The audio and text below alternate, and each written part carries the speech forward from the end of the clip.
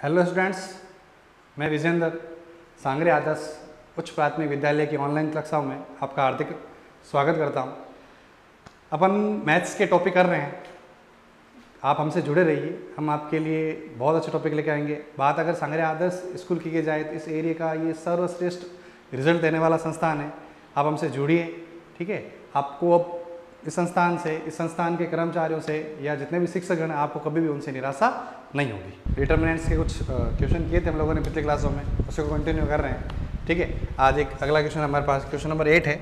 ABC XYZ PQR को हमें ये पहले ये प्रूफ करना है, फिर ये प्रूफ करना है। आप चाहो तो अलग अलग अपन इसको del 1 del 2 del 3 मान के भी कर सकते हैं, ठीक है ना। तो del 1 से del 2 लेके आना और del 1 से del 3 भी लेके आ सकते हैं, या del 2 से del 3 भी ला सकते हैं। इस तरह की कंडीशन आपको यहाँ पे अप्लाई करनी है, ठीक है। तो जैसे मान लो अपने सबसे पहले यही लिया, del 1 स्टार्ट करते हैं यहाँ से। ये del 1 A B C X Y Z P Q R, ठीक है। इन प्रश्नों को अगर ये सिद्ध करना है, और ये ध्यान रखना है बिना प्रसार, है ना, प्रसार नहीं करना है। प्रश्न जो है वो बिना प्रसार का है, प्रसार बिल्कुल भी नहीं करना है, ठीक है। बिना प्रसार का प्रश्न। तो ABC XYZ PQ R को हमें क्या सिद्ध करना है, ये सिद्ध करना है। तो XYZ PQR ABC, ये आप मेरे सामने एक केस बना हुआ है। क्लियर है, समझें इसको, आराम से सोचें, समझें। देखो ध्यान से देखें, सबसे पहले ऊपर क्या है, XYZ है, जबकि यहाँ पे XYZ नहीं है ना। तो देखो स्टेप बाय स्टेप करो, कभी गड़बड़ नहीं होगी। तो सबसे पहले टारगेट ये करते हैं कि यहाँ पे ये XYZ आ जाए। तो यहाँ पे XYZ कब आएगा, जब ये एक दूसरे में क्या होंगे, रूपांतरित होंगे। यानी कि हम यहाँ क्या करने वाले हैं, यहाँ पे एक संक्रिया लगाएंगे। तो संक्रिया क्या कहती है कि हम करेंगे R1 और R2 को इंटरचेंज। याद करो मैंने क्या लिखवाया था, मैंने लिखवाया था कि जब भी किसी सारणिक में किन्हीं दो स्तंभों या दो पंक्तियों को परस्पर बदलेंगे तो सारणी का चिन्ह बदलेगा। यानी कि यहाँ बाहर क्या आ जाएगा, -1 आ जाएगा।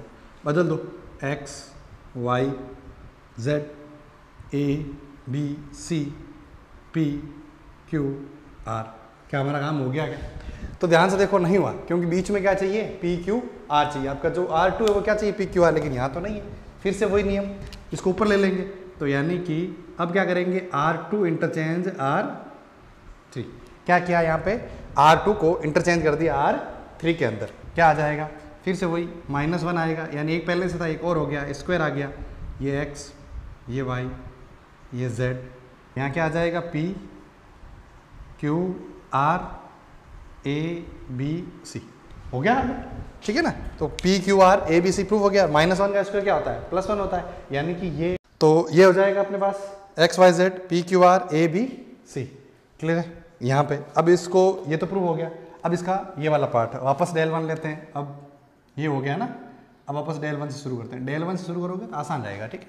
तो del 1 क्या रहा, ये रहा A B C X Y Z P Q R। अब देखो यहाँ हमें क्या करना है, ये प्रूफ करना है।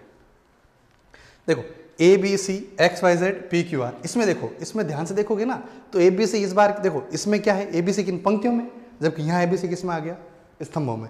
XYZ पंक्ति में, XYZ स्तंभ आ गया। पोजीशन भली बदली हो, लेकिन स्तंभ हो गए यहाँ पे। और ऐसा ऐसा PQR के साथ भी हो। यानी कि कहीं ना कहीं इसने क्या किया है, पंक्तियों को और स्तंभों को परस्पर बदल दिया है। तो अपन भी वही करेंगे, ठीक है। तो क्या करेंगे, पंक्तियों व स्तंभों को परस्पर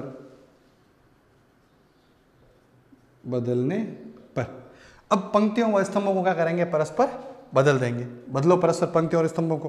तो जैसे ही अब नियम पढ़ा है हम लोगों ने कि पंक्तियों और स्तंभों को जब परस्पर बदलते हैं तो सारणी के मान में कोई परिवर्तन नहीं होता है। तो यहाँ पे भी कोई परिवर्तन नहीं होगा। तो हो जाएगा ये ABC X Y Z P Q R, ठीक है, कोई दिक्कत नहीं है।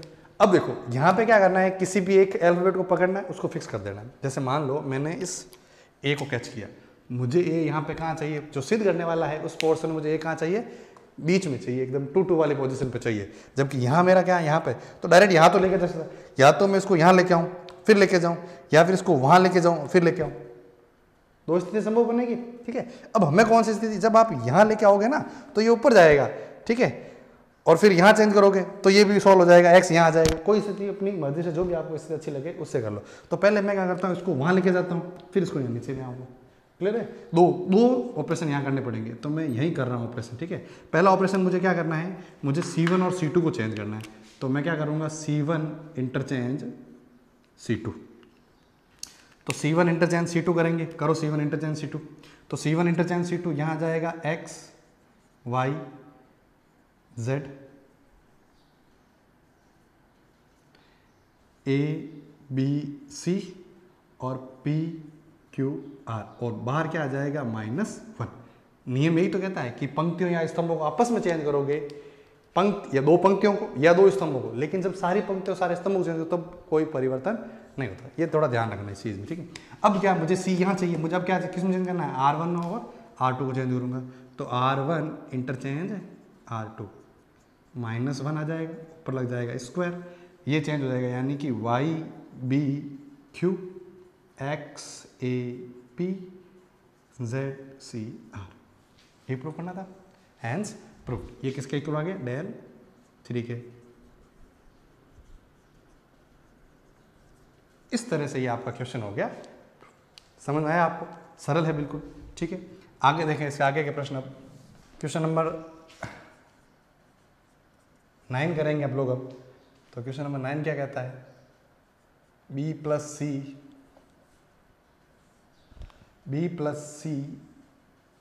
a plus b a b c, ठीक है, c plus a plus b c plus a b plus c। Proof करना है a cube plus b cube plus C cube minus 3abc, ये सिद्ध करना है, ठीक है। बिल्कुल कोई दिक्कत नहीं होगी आपको इस प्रश्न में।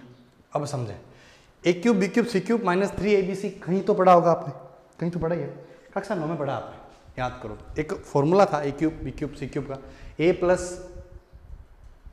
फॉर्मूला क्या बनता था, a plus B plus C, A square plus B square plus C square minus A B minus B C minus C. ये यहाँ पे काम में आने वाला है। फॉर्मूला क्या है, यहाँ लिख रहा हूँ, इसके सामने वाला क्या था वो लिख रहा हूँ, वो था a plus B plus C, A square plus B square plus C square minus A B minus B C minus C. ये कहीं ना कहीं आपको लेके आना है, तब ये बनेगा। डायरेक्ट ये नहीं ला सकते हम लोग, ठीक है, बहुत लंबा पड़ेगा उसके लिए।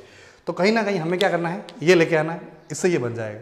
क्लियर है? होता क्या है कि इसको आप जब इससे गुणा करोगे ना, सब कुछ उठा के यही बचेगा वैसे भी, ठीक है, उसमें कोई दिक्कत होती नहीं है कभी। लेकिन फिर भी अगर थोड़ा ये इस चीज़ें याद होगी तो एक स्टेप कम करना पड़ेगा आपको, और इससे कुछ नहीं होता है। क्लियर है? अब देखो करना क्या है प्रश्न में, इंपॉर्टेंट क्या है प्रश्न के लिए, समझा कि कहीं ना कहीं मुझे ए बी सी लेके आना है, ए प्लस बी प्लस सी लेके आना है। मेरा कहने का ये फॉर्म लिखवाने का मतलब सिर्फ इतना सा था कि कुछ ऐसी संख्याएं करनी है कि रिजल्ट जो है वो ए प्लस बी प्लस सी के रूप में आए। तो कैसे आएगा ए प्लस, तो यहाँ देखो, इनको भूल जाओ, यहाँ देखो, क्या इन तीनों को जोड़ने पर ए प्लस बी प्लस सी आ रहा है? आ रहा है। एक चीज़ मैं आपको बता दूं, इस प्रश्नों के अंदर यदि इससे पहले वाले जितने प्रश्न किए थे उसके अंदर तुम्हें पता लग रहा था कि क्या करना है क्या नहीं करना है, ठीक है, R2 माइनस R3 मैंने तरीके बताए थे। एक हमेशा ध्यान रखना है कि जब भी इस तरह के प्रश्न आ जाए और आप समझ नहीं पा रहे हो कि प्रश्न में करना क्या है, और ये ऐसे बार बार रिपीट होना शुरू हो जाए, बी प्लस सी ऐसे है ना, ए प्लस बी ऐसे, सी प्लस ए, ये बार बार रिपीटेशन आ रहा है इसके अंदर, एक जैसे ही सारे एक जैसे घूम रहे हैं, तो हमेशा 90% केस के अंदर R1 के अंदर संज्ञा लगेगी, और वो जो संज्ञा होगी वो ये होगी, मैं लिखवा रहा हूँ आपको ना, ये लगेगी 90% केस के अंदर। R1 में आप R1 plus R2 plus R3 कर दो, ये संज्ञा लग जाएगी।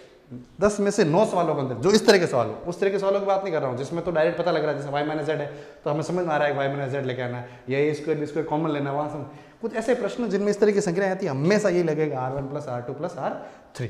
तो करें इसको R1 plus R2 plus R3 में, देखो ये तीनों जुड़ जाएंगे, तो ध्यान से देखो, एक बी ये बी, ये 2c ये 2, यानी कि क्या बनेगा, 2 कॉमन आ जाएगा, बचेगा क्या, a plus B plus C.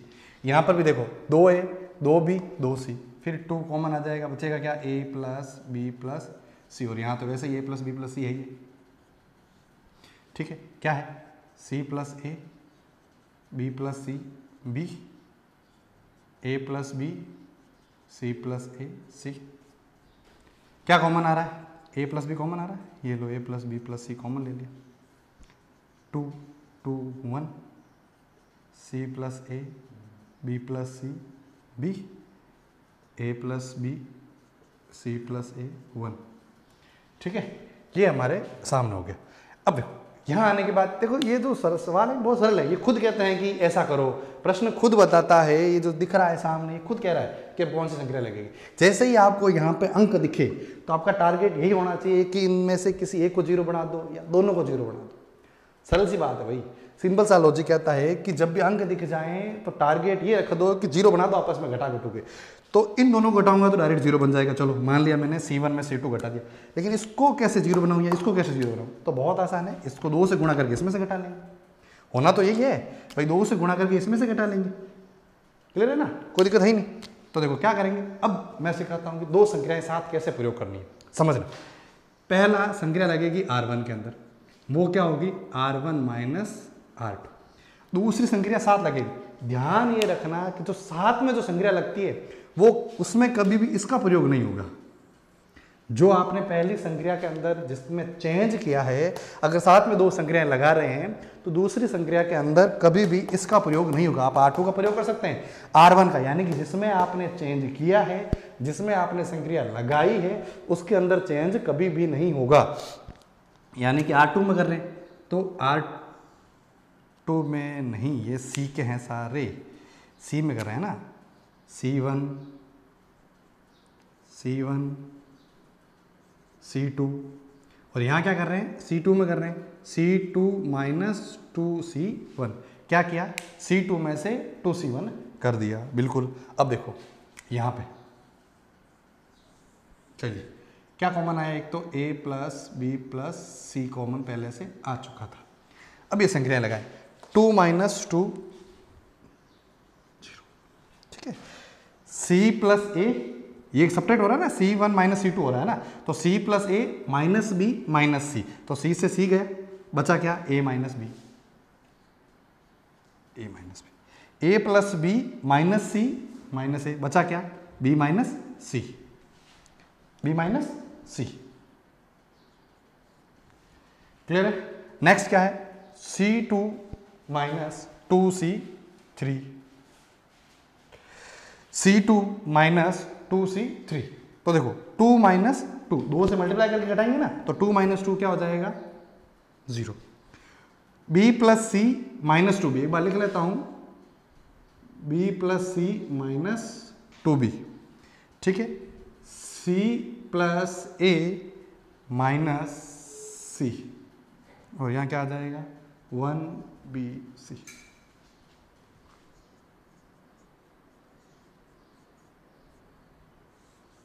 Zero 0 1, clear. A minus B, यहाँ क्या हो जाएगा B से B घटेगा, यानी कि C minus B B, B minus C, यहाँ से 2C होगा, ये 2 से गुणा किया हम लोगों ने ना, तो ये हो जाएगा A माइनस सी, और ये आ जाएगा C। अब क्या करेंगे, यहाँ पे चीज़ों को कर देंगे प्रसार। किसका प्रसार करेंगे, किसके सापेक्ष, R1 के सापेक्ष प्रसार। तो ये हो जाएगा R1 के सापेक्ष प्रसार। क्लियर है, R1 के सापेक्ष प्रसार। तो क्या आ जाएगा A plus B plus C, 0 plus 0 minus 0, ठीक है, प्लस 1। यहाँ क्या आएगा A minus B multiply A minus C minus B minus C multiply C minus B. Clear है। तो देखो क्या हो जाएगा A plus B plus C, यहाँ देखना A का गुणा A से करूँगा तो A स्क्वायर, A का गुणा C से किया तो माइनस AC, B का गुणा A से किया तो माइनस BA, ठीक है। और यहाँ क्या हो जाएगा B का गुणा C से करूँगा तो यहाँ देखो ये माइनस पहले से, ठीक है, इसको माइनस रहने देता हूँ, ठीक है। तो माइनस B का गुणा C से करूँगा तो माइनस BC, ठीक है। अब माइनस B का गुणा माइनस B से करूँगा तो plus B square, minus minus plus, plus का C हो गया, C का C से गुणा किया तो C स्क्वायर, ठीक है। और यहाँ पे ये जो चेंज होगा यानी कि अब ये क्या हो जाएगा सी का गुणा हो जाएगा बी से, तो माइनस बी सी। क्लियर है, समझ में आया, कोई दिक्कत नहीं है। तो यहाँ क्या हो जाएगा ये अपना a plus B plus C. Clear है, ये बी स्क्वायर सी स्क्वायर ही बनेगा, यहाँ पे ये बी सी नहीं आएगा। अच्छा, दो बी सी है ना, इसलिए कट जाएगा। ठीक है, यहाँ देखो, तो ये क्या बन जाएगा, A square plus B square plus C square. ठीक है, क्लियर है, यहाँ पे कोई दिक्कत है ही नहीं आपको। ठीक है, यहाँ क्या हो जाएगा अब अपना, ये minus A B minus B C minus C, ये यहाँ पे। तो ये किसके बराबर आ गया अपने पास, ये फॉर्मूला आ गया अपना, A plus B plus C, A square plus B square plus C square minus A B minus B C minus C A. अतः तो इसको क्या लिख सकते हैं अपन लोग, ये लिख सकते हैं ना, A cube plus B cube plus C cube और माइनस 3ab। इस तरह से ये प्रश्न नहीं होगा। ठीक है, तो अगर ये आपको नहीं दिख रहा है, इसको यहाँ थोड़ा ऊपर लिख लेते हैं, इसको कोई दिक्कत नहीं है। ठीक है, देखो क्या लिखा है, A plus B plus C, A square plus B square plus C square minus A B minus B C minus C A. इसके बराबर क्या हो सकता है, A cube plus B cube plus C cube minus 3ab। तो ये क्या आएगा अपना RHS, इस प्रकार आ जाएगा। आप चाहो तो इनको गुणा करके लिखो तो भी आ जाएगा। फिर जैसा मैंने पिछली बार कहा था, स्टेप बढ़ाने से कोई मतलब नहीं है, चीज़ें अगर सरल हो रही थी तो सरल ही रखें, फिर तो अपन डायरेक्ट ये लिख सकते हैं, बस फॉर्मूले याद होने चाहिए। ठीक है, इस तरह से ये प्रश्न हो जाएगा आपका कंप्लीट। आगे देखें,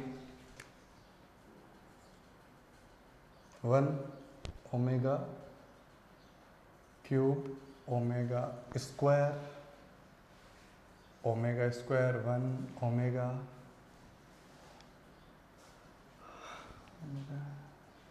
cube omega cube 1 omega square omega 1। इसका मान ज्ञात करना है। याद रखना है, जो ओमेगा है वो इकाई का घनमूल है। अब इकाई के घनमूल में दो संख्याएं हैं जो आपको याद होनी चाहिए। ठीक है, जिसका पता हमें होना चाहिए। पहली संख्या क्या कहती है कि 1 प्लस ओमेगा स्क्वायर की वैल्यू जो होती है वो होती है आपकी 0। क्या होती है, 1 प्लस ओमेगा स्क्वायर कितना होता है, 0 होता है। और ओमेगा क्यूब जो होता है वो होता है 1। ओमेगा क्यूब क्या हो जाता है आपका, 1 हो जाता है। बस ये चीज़ आपको ध्यान रखनी है। ये दो चीज़ें हैं जो हम लोगों ने 11th में इकाई का घनमूल, जब अपन 11th के अंदर कॉम्प्लेक्स पढ़ते हैं उसके अंदर ये चीज़ आपके आती है, जहाँ आपने पढ़ा होगा। अगर नहीं पढ़ा है तो मैं फिर रिपीट कर देता हूँ। 1 प्लस ओमेगा स्क्वायर क्या हो जाता है, 0, एंड ओमेगा क्यूब कितना हो जाता है, 1 हो जाता है। इसको अपन आगे सॉल्व करेंगे, ये प्रक्रिया काम में लेकर। 1 omega square 1 omega square omega 1। ठीक है, जहाँ जहाँ ओमेगा क्यूब था वहाँ मैंने क्या लिख दिया, 1 लिख दिया। क्या मैं किसी दो को 0 बना पा रहा हूँ क्या, बिल्कुल बना पा रहा हूँ। यदि मैं क्या संक्रिया लगा दूँ, C1 में संक्रिया लगा दूँ, C1 माइनस C2 लगा दिया, 0 0 omega square minus omega 1 omega square omega 1। ठीक है, अब इसको अपन किसके सापेक्ष प्रसार कर देते हैं, C1 के सापेक्ष। तो C1 के सापेक्ष प्रसार करने पर C1 के सापेक्ष प्रसार कर देंगे यहाँ से। तो जैसे C1 के सापेक्ष प्रसार करोगे 0 minus 0 plus omega square minus omega. भाई 0 के साथ, जैसे मान लो 0 को प्रसार कर रहे हैं, ठीक है, तो ये 0 के साथ कुछ भी गुणा करो ना, रिजल्ट 0 आना है। इस 0 के साथ रिजल्ट 0 आना है। बचा क्या, ओमेगा क्यूब। तो यहाँ ये हटेगा यानी ये पूरा छुप जाएगा। तो 1 ओमेगा यानी कि ओमेगा और माइनस ओमेगा स्क्वायर, ये माइनस ओमेगा स्क्वायर। क्लियर है, ओमेगा स्क्वायर का गुणा ओमेगा से करेंगे तो ओमेगा क्यूब, ओमेगा स्क्वायर का ओमेगा से करेंगे तो minus omega to the power 4। ठीक है, माइनस ओमेगा का ओमेगा से करेंगे तो माइनस ओमेगा स्क्वायर, और माइनस से करेंगे तो प्लस ओमेगा क्यूब। अब देखो ओमेगा 4 जो होता है इसको मैं क्या लिख सकता हूँ, ओमेगा क्यूब डॉट ओमेगा लिख सकता हूँ। ओमेगा क्यूब का मान कितना होता है, 1, यानी केवल क्या लिखा जा सकता है, ओमेगा लिखा जा सकता है। तो ये हो जाएगा 1 minus omega square plus 1। Clear है, तो क्या हो जाएगा, ये दोनों ऐड हो जाएंगे तो 2 minus omega square.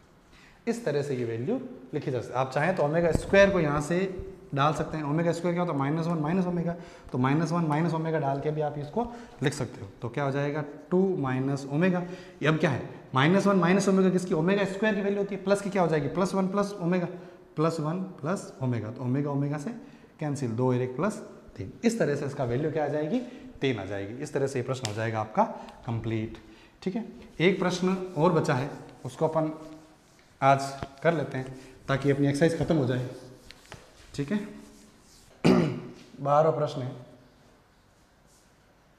a² BC AC plus C² A² plus AB B² AC AB B² plus BC C² 4A² B² C²। छोटा सा प्रश्न है, समझो, सरल है बिल्कुल। देखो क्या कहता है, यदि यहाँ से मैं क्या कॉमन ले लूँ, कुछ कॉमन आ रहा है क्या, A कॉमन आ रहा है, यहाँ से B कॉमन आ रहा है, यहाँ से C कॉमन आ रहा है। जो कॉमन आ रहा है सबसे पहले कॉमन ले, तो क्या आ जाएगा C1 C2 व C3 से क्रमशः A B व C उभयनिष्ठ लेने पर। तो जैसे उभयनिष्ठ लूँगा ABC आ जाएगा बाहर मल्टीप्लाई में, यहाँ क्या बचेगा A बचेगा, यहाँ A प्लस B बचेगा, यहाँ B बचेगा, B कॉमन लिया C बचा, B बचा, B प्लस C बचा, C कॉमन लिया A प्लस C बचा, C कॉमन लिया A बचा, C कॉमन लिया C बचा। यहाँ आने के बाद संक्रियाएं चेंज हो जाएगी। अब आपको ये देखना है कि इस तरह की संक्रियाओं में अब यहाँ पे क्या करना है, चीज़ें अलग अलग होगी, जैसा करना चाहें वैसे संभव है। ठीक है, तो ये आपको खुद को सोचना होगा कि इस तरह के प्रश्नों में कैसे किया जाए, तो कैसे करना है। तो एक चीज जो मेरे को दिख रही है सबसे ऊपर वाले के अंदर कि A प्लस C अगर इन दोनों को जोड़ के इसमें से घटा दूं तो 0 हो जाएगा। भाई ये आइडिया तो ठीक दिख रहा है मेरे को। क्या करेंगे, इन दोनों को जोड़ के इसमें से घटा दें तो 0 हो रहा है। तो एक ही लाइन में दोनों कैसे याद करेंगे, वो देखो क्या किया हम लोगों ने R1 में चेंज किया है। क्या किया है, R1 में पहले R2 जोड़ा है और फिर मैंने कहा है कि उसमें से R3 कर लेंगे। क्या ऐसा संभव है क्या, बिल्कुल है। इसको मैं पूरा लिख देता हूँ ताकि आपको इसमें कोई कन्फ्यूजन नहीं होगी। A B C, देखो पहले क्या किया, A प्लस C किया, फिर -A माइनस C किया, फिर A plus B minus A।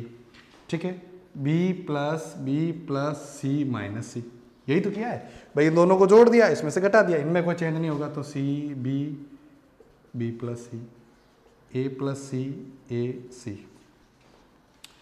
A से A गया, C से C गया, यहाँ पे A से A गया, यहाँ C से C गया, काफ़ी चीज़ें कट गई है। तो जो बचा है उसको लिख दो यहाँ पे। एक तो ABC बचा है, ये ABC वो तो बाहर ही है। ठीक है, यहाँ ये हो गया 0, B प्लस B हो गया 2B, ये भी हो गया 2B B प्लस B। ठीक है, यहाँ तो ये रहेगा C B plus C A plus C A C। अच्छा, अब कुछ और घट रहा है क्या, बिल्कुल घट रहा है, इसको 0 बना सकते हैं। तो यानी अब क्या करेंगे, R2 माइनस R3 कर देते हैं। ये संक्रियाएं प्रश्न में आपको याद कुछ नहीं रखना है, ठीक है ना, सिर्फ स्टार्टिंग पता होना चाहिए, तरीका पता होना चाहिए। बाकी प्रश्न खुद बता रहा है, ये प्रश्न खुद बता रहा है कि मुझे क्या करना है, ठीक है, मेरे साथ क्या करना है। तो यहाँ क्या हो जाएगा, A B C 0 C A plus C 0 B minus B 0 minus C A minus C। ठीक है, 2B B प्लस C। जैसे ही 2 0 आया प्रसार कर देंगे, 0 वाले के सापेक्ष, क्योंकि प्रसार करने में कम खर्च, समय कम खर्च होगा और आंसर भी जल्दी आएगा। तो क्या करेंगे, C1 के सापेक्ष प्रसार, तो A B C तो क्या हो जाएगा अपने पास, ये A B C ये इस तरह से। ठीक है, ये 0 माइनस 0 प्लस 2B। देखो ये कटेगा, ये कटेगा, बचा क्या, ये वाला। तो C को A से गुणा किया, AC माइनस C²। भाई C को गुणा किया AC माइनस C², यहाँ क्या है माइनस फॉर्मूले का, फिर क्या होगा माइनस AC। ठीक है, और ये minus C²। A B C two B बड़ा ब्रैकेट के साथ, अंदर देखो A C minus C square plus A C plus C square, C square C square cancel, A B C, ये टू ए बी सी और टू ए बी सी जुड़ के 4 ए B सी हो जाएंगे, ये 4 ए बी सी। तो रिजल्ट क्या हो जाएगा आपका, यहाँ सामने लिख रहा हूँ 4 ए square B square C square. समझ में आया होगा आपको, सरल है। यहाँ पे अपनी 4.2 खत्म हो चुकी है, ठीक है। आगे की क्लासों के अंदर अपन इसे आगे कुछ विविध करेंगे और कुछ मैं आपके लिए इंपॉर्टेंट प्रश्न लेके आऊँगा, उदाहरण जो कि आपके लिए इंपॉर्टेंट रहने वाले हैं। जय हिंद।